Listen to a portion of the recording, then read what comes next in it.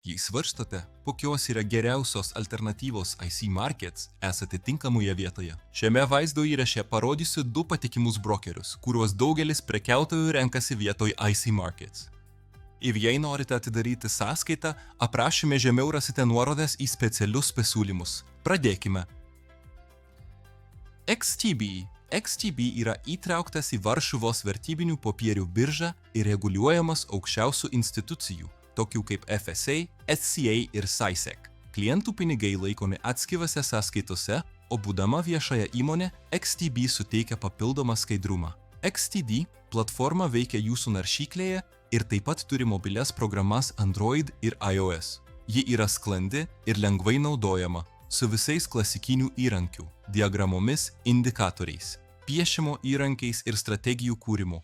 Indėliams galite naudoti kortelę, banko pavedimą arba vietinius metodus priklausomai nuo jūsų šalies. Nėra nustatyto minimalios sumos, tačiau pradėti nuo mažiausiai 500 punktų yra gera idėja. XTB taip pat yra ekonomiška. Skirtumai eurų USD poroje prasideda nuo 0,1 punkto, akcijos ir ETF yra nemokami iki 100 000 per mėnesį.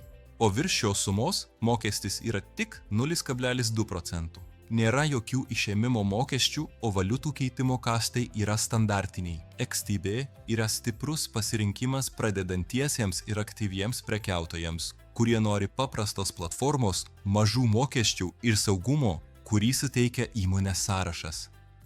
XM yra reguliuojama CISEC Europoje, ASIC Australijoje ir IFSC Belizoje tarptautiniams klientams.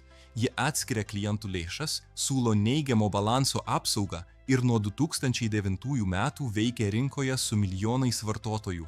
Skirtingai nuo XTB, XM naudoja MetaTrader 4 ir MetaTrader 5, kurie prieinami darbalaukio, interneto ir mobiliosiose platformose.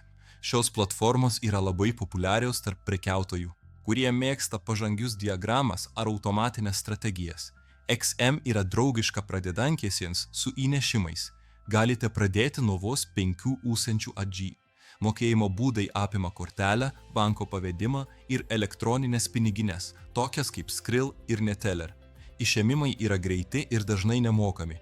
Dėl mokesčių XM siūlo skirtingas sąskaitų rūšis. Standartinės sąskaitos turi plitimą nuo 0,6 pipų be komisijos.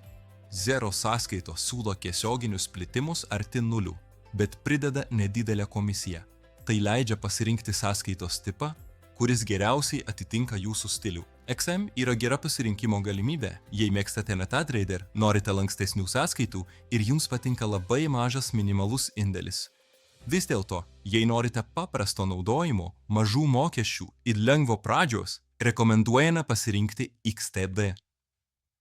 Jūs rasite nuorodas į specialius pasiūlymus abiem brokeriams aprašyme, todėl pasidomėkite jomis, jei esate pasiruošę pradėti. Jei šis įrašas buvo naudingas, prašome paspausti patinka ir užsiprenumeruoti kanalą, kad gautumėte daugiau panašaus turinio. Ačiū, kad žiūrėjote.